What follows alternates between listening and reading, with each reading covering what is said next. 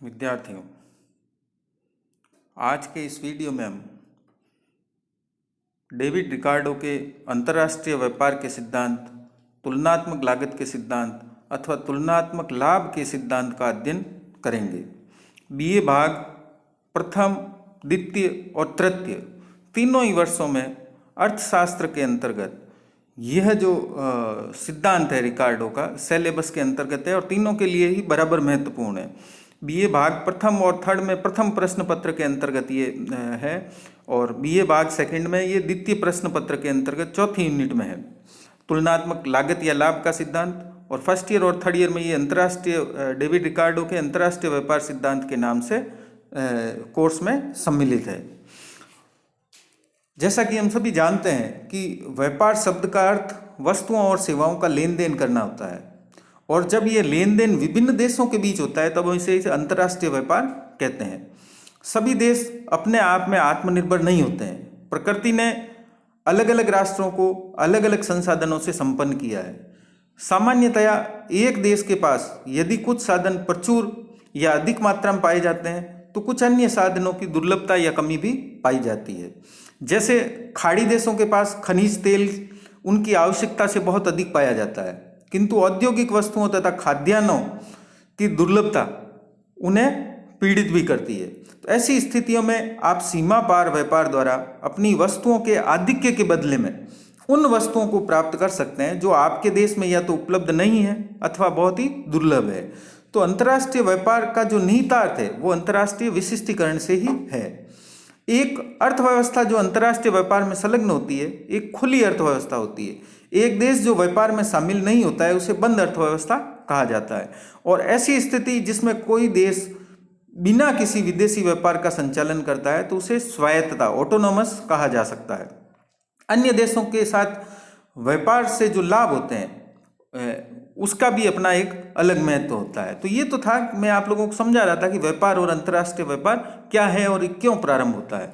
अब David Ricardo ने जो अंतर्राष्ट्रीय व्यापार का तुलनात्मक लागत या लाभ का जो सिद्धांत दिया है उस सिद्धांत की तरफ हम चलते हैं। सबसे पहले इस सिद्धांत की जो विवेचना है इससे पूर्व absolute theory of international trade के रूप में एडम स्मिथ कर चुके थे, लेकिन तुलनात्मक लागत सिद्धांत की विवेचना जो है वो डेविड रिकार्डो ने अपनी जो पुस्तक थी उनकी principle of political economy and taxation या हिंदी में इसको कहें तो राजनीतिक अर्थव्यवस्था और कराधान के सिद्धांत में की थी। इस सिद्धांत को तुलनात्मक लाभ का सिद्धांत भी हम कहते हैं क्योंकि रिकार्डो का तुलनात्मक लागत सिद्धांत हमें ये बतलाता है कि व्यापार करने वाले देशों को उस वस्तु के उत्पादन में विशिष्टता प्राप्त कर लेनी चाहिए जिसे वे दूसरी वस्तुओं की तुलना में कम लागतों पर उत्पादित कर सकते हैं। तो सिद्धांत के अनुसार विशिष्टीकरण और स्वतंत्र व्यापार न केवल सभी व्यापारिक सहभागियों को लाभ पहुंचाता है बल्कि उनको भी लाभ प्रदान करता है जो निरपेक्ष रूप से कम कुशल उत्पादक हैं। तो हम चलते हैं कि इस डेविड रिकार्डो की तुलनात्मक लागत सिद्धांत जो है वो कौन कौन सी मान्यताओं पर आधारित है। तो उसमें सबसे पहली मान्यता है कि केवल दो देश ही है ना। इस सिद्धांत में माना गया है कि केवल दो देश हैं और वे केवल दो वस्तुओं का ही उत्पादन करते हैं। दूसरी मान्यता इसमें मानी गई है कि उत्पादन का एकमात्र साधन श्रम है, यानी श्रम के अलावा दूसरा कोई उत्पादन का साधन नहीं है और उत्पादन लागत को श्रम की इकाइयों में मापा जाता है, यानी उत्पादन लागत को हम श्रम के रूप में मापेंगे कि एक श्रम लगाया, दो श्रम लगाया, इस तरह से। तीसरी मान्यता ली गई है कि श्रम की जो सभी इकाइयां हैं वो समरूप है और समान है, यानी प्रत्येक श्रमिक एक जैसा कार्यकुशल और योग्य माना गया है। उत्पादन पर पैमाने के समान प्रतिफल का नियम लागू होता है। हम पैमाने के प्रतिफल पढ़ चुके हैं, है ना। जब साधनों को दुगना किया जाता है तो उत्पत्ति भी दुगनी हो जाती है, यानी जिस अनुपात में साधन बढ़ाए जाएंगे उसी अनुपात में उत्पत्ति बढ़ जाती है। तो इस सिद्धांत में डेविड रिकार्डो ने उत्पादन के समान प्रतिफल के नियम को स्वीकार किया है। फिर इसके बाद उत्पादन के जो साधन है वो देश के अंदर यानी राष्ट्र के अंदर तो पूर्णतः गतिशील है, यानी एक देश में कहीं भी आ जा सकते हैं। जैसे भारत में महाराष्ट्र, मध्य प्रदेश, राजस्थान कहीं भी साधन श्रमिक आ जा सकता है, परंतु दो देशों के बीच गतिहीन रहेगा, यानी दो राष्ट्रों के बीच नहीं जा सकता। भारत से नेपाल नहीं जा सकता, नेपाल से भारत नहीं आ सकता। नेक्स्ट है फिर स्वतंत्र व्यापार। यानी अंतर्राष्ट्रीय व्यापार सभी सरकारी नियंत्रणों से मुक्त होगा। इसके साथ अंतर्राष्ट्रीय व्यापार में जितने भी देश संलग्न होंगे वो सभी देश, यानी हम यहाँ 2 देश लिए हैं तो दोनों ही देश में पूर्ण रोजगार की स्थिति विद्यमान होगी। और वस्तु बाजार तथा साधन बाजार दोनों में पूर्ण प्रतियोगिता होगी, यानी पूर्ण प्रतियोगिता, मांग और पूर्ति के द्वारा कीमतों का निर्धारण होगा। एक और इसमें मान्यता छूट गई है जो डेविड रिकार्डो द्वारा ली गई थी, वो है उन्होंने परिवहन लागत को शून्य माना था, यानी यातायात की कोई लागत नहीं मानी गई है। तो इस मान्यताओं के आधार पर लागतों में तुलनात्मक अंतर जो है वो डेविड रिकार्डो द्वारा दिया गया। उनके अनुसार अंतर्राष्ट्रीय व्यापार का मुख्य कारण लागतों का तुलनात्मक अंतर है।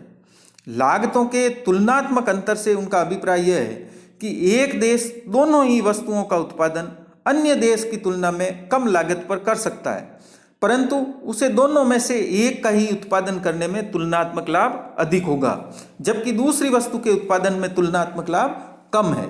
दूसरा जो देश है वो दोनों ही वस्तुओं का उत्पादन अधिक लागत पर करता है, परंतु उसकी दोनों में से एक वस्तु का उत्पादन करने से उसे तुलनात्मक कम हानि मिलती है, जबकि दूसरी वस्तु का उत्पादन करने में तुलनात्मक हानि अधिक होती है। तो तुलनात्मक लाभ से हमारा यहाँ तात्पर्य है कि जो एक देश अन्य देश की तुलना में एक वस्तु के उत्पादन में प्राप्त करता है, जबकि अन्य वस्तुओं के रूप में वह उस वस्तु का उत्पादन अन्य देश की तुलना में कम लागत पर किया जा सकता है। उदाहरण के लिए मान लें कि दिल्ली में एक सबसे उत्तम वकील है। इस टेबल की तरफ हम पहले जाएंगे, हम एक उदाहरण के द्वारा पहले समझ लें। हम ऐसा मान लें कि राजस्थान में या शेरगढ़ में या जोधपुर में एक बहुत ही अच्छा वकील है जो एक बहुत अच्छा टाइपिस्ट भी है, यानी वो वकील का काम भी करता है और साथ में अच्छा टाइपिस्ट भी है। उसका एक मुंशी भी रखा हुआ है जो टाइप तो जानता है किंतु उसे वकालत का ज्ञान बहुत ही कम है। अब बेशक जो वकील है वो दोनों कार्यों में योग्य है, परंतु अगर वो टाइप की तुलना में वकालत में अधिक समय लगाता है तो उसे तुलनात्मक लाभ अधिक होगा, क्योंकि जो टाइप पर उसका समय खराब होगा उस समय को वो वकालत पर खर्च करके अधिक लाभ कमा सकता है। मुंशी दोनों ही कार्यों में ठीक ठाक है, यानी अयोग्य है, परंतु कार्य जो है उसका टाइप करने में जो है उसकी तुलनात्मक हानि कम होगी, क्योंकि वो वकालत के बारे में जानता नहीं है। वकालत करेगा तो वो ज़्यादा नुकसान उठा सकता है, तो इसलिए उसे टाइप करनी चाहिए। तो इस प्रकार वकील को स्वयं वकालत करने और मुंशी से टाइप कराने में अपेक्षाकृत अधिक लाभ प्राप्त हो सकता है। तो किसी देश को ए और बी दोनों वस्तुओं के उत्पादन में निरपेक्ष लागत का लाभ हो सकता है, फिर भी यह बी के बजाय ए में विशिष्टता का विकल्प चुन सकता है, क्योंकि ए बी की तुलना में तुलनात्मक रूप से अधिक लागत या लाभ प्रदान करता है। अब इस टेबल को देखिए, हम इस टेबल के माध्यम से समझ सकते हैं कि इस टेबल में भारत और नेपाल 2 देश लिए गए, 2 वस्तुएं ली है हमने, गेहूं और कपड़ा, जैसा कि रिकार्डो ने मान्यता मानी थी। 1 किलोग्राम गेहूं के उत्पादन की अवसर लागत भारत में 60 मीटर कपड़ा है, यानी भारत में 1 किलोग्राम गेहूं उत्पन्न किया जाए उसकी बजाय अगर कपड़ा उत्पन्न किया जाएगा तो वो 0.60 मीटर कपड़ा उत्पन्न कर सकता है, जबकि नेपाल में यह 2 मीटर कपड़ा है। नेपाल में 1 किलोग्राम गेहूं की बजाय 2 मीटर कपड़ा उत्पन्न किया जा सकता है। तालिका का जो दूसरा स्तंभ है ये भी हमें वही जानकारी देता है, लेकिन 1 मीटर कपड़ा लागत के अवसर के रूप में व्यक्त किया गया है, जिसका भारत में गेहूं उत्पादन में तुलनात्मक लाभ है और नेपाल को कपड़े में है।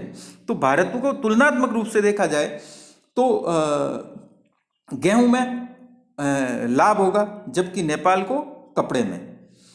अब इसी प्रकार से हम इसको अगर रेखा चित्र के माध्यम से देखें तो ये रेखा चित्र है, हमने यहाँ ओ एक्स अक्ष पर गेहूं लिया है, ओ वाई अक्ष पर चावल लिए हैं, और ए बी जो है वो भारत का उत्पादन संभावना वक्र हम पूर्व में पढ़ चुके हैं। यहाँ हम कहेंगे इसको उत्पादन संभावना रेखा, क्योंकि हमने सीधी रेखा खींची है, और ए सी जो है वो नेपाल की उत्पादन संभावना रेखा है। इसका अर्थ यह है कि भारत को 1 इकाई चावल, ये देखिए नीचे 1 और 2 लिखे हुए हैं, ऊपर 1 इकाई चावल ही रखा गया है, यहाँ मैंने चावल लिया। भारत को 1 इकाई चावल प्राप्त करने के लिए 1 इकाई गेहूं का त्याग करना पड़ता है। यानी भारत अगर 1 इकाई चावल लेता है तो ऐसी स्थिति में जो है उसको गेहूं का त्याग करना पड़ेगा, गेहूं शून्य हो जाएगा। नेपाल 1 इकाई चावल का त्याग करके 2 इकाई गेहूं प्राप्त कर सकता है। यानी अगर नेपाल जो है 1 किलो चावल भारत को दे तो उसके बदले में 2 किलो गेहूं वो प्राप्त कर सकता है। तो अब इस रेखा चित्र से स्पष्ट हो जाता है कि भारत को चावल के उत्पादन में तुलनात्मक लाभ अधिक है तथा नेपाल को गेहूं के उत्पादन में तुलनात्मक लाभ अधिक है, क्योंकि उसको 1 किलो चावल के बदले में 2 किलो गेहूं मिल रहे हैं। भारत नेपाल को चावल की 1 इकाई देकर करके गेहूं की 1 इकाई से अधिक प्राप्त कर सकता है ना, क्योंकि और नेपाल भारत को गेहूं की 2 से कुछ कम इकाई देकर के चावल की 1 इकाई प्राप्त कर सकता है। चूंकि नेपाल 2 इकाई उत्पादन कर सकता है 1 किलो चावल की तुलना में, तो अब वो अगर गेहूं का उत्पादन करे नेपाल तो गेहूं का ज़्यादा उत्पादन करेगा और उसके बदले में 2 इकाई किलोग्राम देकर के 1 किलोग्राम चावल प्राप्त कर सकता है। चूंकि भारत में जो गेहूं की लागत है वो 1 चावल के बराबर है, तो अगर भारत को नेपाल 1 किलो गेहूं 1 किलो चावल के बदले में 1 किलो से ज़्यादा गेहूं देता है तो ये भारत के लिए लाभ की बात होगी, और नेपाल अगर 2 किलो गेहूं से कम देता है तो ये नेपाल के लिए भी लाभ की बात होगी। तो इस प्रकार से दोनों देश है ना, यानी नेपाल भारत को गेहूं की 2 से कुछ कम इकाई देकर के या कुछ कम किलोग्राम देकर के चावल की 1 किलोग्राम मात्रा प्राप्त कर सकता है। तो दोनों देशों को होने वाले लाभ को हमने यहाँ पर छायादार भाग ABC, ये जो ABC ये आड़ी लाइनें खींची हुई है इसके द्वारा हमने दिखाया है। इस लाभ का वितरण दोनों देशों के बीच विद्यमान व्यापार की शर्तों के आधार पर होगा, है ना। व्यापार की शर्तें होंगी जो एग्रीमेंट होगा, तो व्यापार की शर्तों का निर्धारण प्रत्येक देश की वस्तु की अनुवर्ती मांग के आधार पर होगा, है ना। अगर भारत में गेहूं की मांग ज़्यादा है तो ऐसी स्थिति में भारत 1 किलोग्राम चावल के बदले में 1.25 किलो गेहूं या 1.5 किलो गेहूं प्राप्त कर सकता है। अगर नेपाल को चावल की ज़्यादा आवश्यकता है तो वो 2.25 किलो या 2 किलो गेहूं देकर के 1 किलो चावल प्राप्त कर सकता है। ये दोनों की मांग पर निर्भर करेगा। तो इस प्रकार से डेविड रिकार्डो ने अपने तुलनात्मक लागत सिद्धांत के माध्यम से बताया कि किस प्रकार से अगर हम अंतर्राष्ट्रीय व्यापार करना चाहते हैं और तुलनात्मक लाभ को देखें, भले ही एक देश 2 राष्ट्रों के बीच व्यापार होता है और एक देश दोनों ही वस्तुओं के उत्पादन में आत्मनिर्भर है या दोनों वस्तुओं का उत्पादन वो कर सकता है, लेकिन यदि वो किसी एक वस्तु के उत्पादन में विशिष्टता प्राप्त करके उसका उत्पादन करता है तो ऐसी स्थिति में दोनों ही राष्ट्रों को लाभ हो सकता है। इस डेविड रिकार्डो के इस सिद्धांत की भी अनेक अर्थशास्त्रियों द्वारा आलोचना की गई है, क्योंकि कोई भी सिद्धांत आलोचना से परे नहीं होता है। तो रिकार्डो द्वारा जो प्रतिपादित तुलनात्मक लागत का जो सिद्धांत है वो अंतर्राष्ट्रीय व्यापार का एक महत्वपूर्ण सिद्धांत माना जाता है, और प्रोफेसर सैमुअल्सन ने तो इसके बारे में कहा है कि तुलनात्मक लाभ के सिद्धांत में सच्चाई की एक महत्वपूर्ण झलक दिखाई देती है। इस सिद्धांत के तर्कपूर्ण दृष्टि से युक्ति संगत होने पर भी इसके कई दोष हैं, तो इनके दोषों के आधार पर इसकी आलोचना की गई है। तो पहले इसकी आलोचना की गई है कि यह केवल एक आदर्शात्मक सिद्धांत है। इससे हमें यह ज्ञात होता है कि देश के साधनों का कुशलतम प्रयोग कैसे किया जा सकता है, परंतु यह अंतर्राष्ट्रीय व्यापार की रचना अथवा निर्यातों एवं आयातों की व्याख्या करने में असमर्थ है। इसकी समस्याएं कौन कौन सी है इसको बतलाने में भी ये असमर्थ है कि 2 राष्ट्रों के बीच कौन सी समस्याएं आएगी। ये अंतर्राष्ट्रीय व्यापार की एक वास्तविक विवेचना प्रस्तुत नहीं करता है। दूसरी इसकी आलोचना की गई कि ये श्रम के मूल्य सिद्धांत पर आधारित है ना। इस सिद्धांत के अनुसार किसी वस्तु की लागत इसके निर्माण के लिए आवश्यक श्रम की मात्रा पर निर्भर करती है, जैसा कि हमने मान्यता में देखा था, श्रम के रूप में मापी जाएगी। परंतु वास्तव में किसी भी वस्तु की लागत पर श्रम के अतिरिक्त अन्य साधनों जैसे भूमि है, पूंजी है आदि की कीमत का भी प्रभाव पड़ता है। तो इस सिद्धांत के आलोचक श्रम लागत के स्थान पर मुद्रा लागत के रूप में इसकी विवेचना करना पसंद करते हैं, क्योंकि जो डेविड रिकार्डो ने नहीं की थी। फिर तीसरा जो है मैंने बताया था कि इस सिद्धांत में या इस सिद्धांत के अंतर्गत मान्यता में बताया था कि परिवहन लागतें शून्य मानी गई है। इसे भी इसका एक दोष माना जाता है कि डेविड रिकार्डो ने परिवहन लागतों पर विचार नहीं किया। कुछ वस्तुओं की परिवहन लागतें उत्पादन लागतों से भी अधिक होती है ना। इसलिए वस्तुओं का आयात अथवा निर्यात करते समय उत्पादन लागत अथवा यातायात लागत दोनों को मिला करके कुल लागतों पर विचार किया जाना चाहिए। यातायात लागतें अंतर्राष्ट्रीय व्यापार को बहुत अधिक प्रभावित करती है, इसलिए इन लागतों की अवहेलना नहीं की जा सकती है। फिर है कि ये स्थिर लागतों के नियम पर या पैमाने के समान प्रतिफल के नियम पर आधारित है, जिसमें उत्पादन में कमी या वृद्धि करने पर प्रति इकाई उत्पादन लागत समान रहती है, जो अवास्तविक ही नहीं बल्कि अवैज्ञानिक मान्यता है। सामान्यतः यह देखा गया है कि उत्पादन पर बढ़ती लागत का नियम या घटती लागत का नियम ही लागू होता है। स्थिर लागत के नियम के लागू होने की संभावना कभी कभी और वह भी थोड़े समय के लिए ही देखी जाती है। तो ये इस प्रतिफल समान प्रतिफल के नियम पर आधारित होने के कारण भी ये व्यवहारिक नहीं है। फिर पूर्ण विशिष्टीकरण की जो है असंभावना के आधार पर इस नियम की आलोचना की गई है, इस सिद्धांत की, कि अंतर्राष्ट्रीय व्यापार में भाग लेने वाले देशों का कुछ वस्तुओं में पूर्ण रूप से विशिष्टीकरण प्राप्त करना संभव नहीं है। जैसे कि यदि हम मान लें कि भारत और नेपाल व्यापार करते हैं, भारत सूती कपड़े के उत्पादन में तथा नेपाल ऊनी कपड़े में विशिष्टता प्राप्त करता है।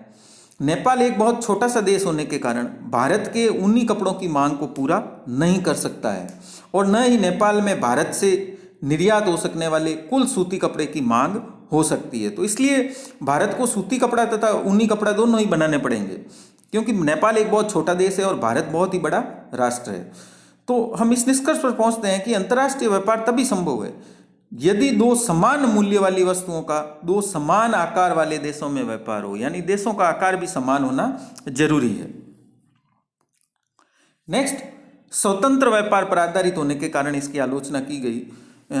चूंकि परंपरावादी अर्थशास्त्री ये मानकर चलते थे कि अंतर्राष्ट्रीय व्यापार सब प्रकार के प्रतिबंधों से स्वतंत्र होता है, परंतु आधुनिक युग में स्थिति इसके बिल्कुल ही भिन्न है। आज के युग में कोई भी देश दूसरे देश पर निर्भर रहना नहीं चाहता और अनिश्चितताओं से बचना चाहता है। जैसा कि हम कोरोना काल में देख चुके हैं, प्रत्येक राष्ट्र आत्मनिर्भर होने की कोशिश करता है। भारत भी आत्मनिर्भर होने की बात कर रहा है, क्योंकि हम ऐसी परिस्थितियों में दूसरे देशों पर निर्भर नहीं रह सकते। इसके अतिरिक्त बहुत सी ऐसी अन्य परिस्थितियां होती है जिसमें जैसे अपूर्ण प्रतियोगिता है, व्यापारिक प्रतिबंध है, राज्य व्यापार है, आयात निर्यात है तथा आर्थिक नियोजन है, जिनके कारण स्वतंत्र अंतर्राष्ट्रीय व्यापार की संभावना बहुत ही कम होती है। फिर है कि इस सिद्धांत में डेविड रिकार्डो ने दो देशों में लोगों की रुचियों तथा उत्पादन क्रियाओं में परिवर्तन नहीं आने की मान्यता को स्वीकार किया था, यानी उसने स्थिर दशाओं को स्वीकार कर लिया था। इसके अतिरिक्त उसने भूमि, पूंजी तथा श्रम की पूर्ति को भी स्थिर मान लिया था, परंतु वास्तविक जगत में इस प्रकार के परिवर्तन समय समय पर होते रहते हैं, इसलिए यह मान्यता भी निराधार है। फिर इसकी नेक्स्ट आलोचना एक पक्षीय सिद्धांत है ना। रिकार्डो का जो अंतर्राष्ट्रीय व्यापार का सिद्धांत है वो एक पक्षीय है। यह केवल व्यापार के पूर्ति पक्ष का ध्यान रखता है और मांग पक्ष की अवहेलना करता है। इस सिद्धांत से हमें यह तो पता चल जाता है कि एक देश कौन सी वस्तुओं का आयात तथा निर्यात करता है, परंतु हमें यह ज्ञात नहीं हो पाता कि व्यापार की शर्तें तथा विनिमय की दर किस प्रकार से निर्धारित होगी। तो इस प्रकार से इस सिद्धांत की आलोचनाएं भी की गई है। इसकी अधिकांश आलोचनाएं इस सिद्धांत की मान्यताओं को लेकर है। इन सब के बावजूद यानी अंतर्राष्ट्रीय व्यापार जो है वो वर्तमान युग का आधार है, क्योंकि वर्तमान में प्राय सभी अर्थव्यवस्थाएं खुली अर्थव्यवस्थाएं। अंतर्राष्ट्रीय व्यापार मुख्यतः अंतर्राष्ट्रीय विशिष्टीकरण पर ही निर्भर करता है। लागतों में तुलनात्मक अंतर तथा सापेक्षिक अंतर होने की स्थिति में देश को व्यापार से लाभ प्राप्त होता है, लेकिन यदि लागतों में समान अंतर पाया जाता है तो उस स्थिति में अंतर्राष्ट्रीय व्यापार से कोई लाभ प्राप्त नहीं होगा। इन सब के बावजूद डेविड रिकार्डो का जो तुलनात्मक लागत का सिद्धांत है, ये अंतर्राष्ट्रीय व्यापार के अंतर्गत एक मील का पत्थर माना जाता है।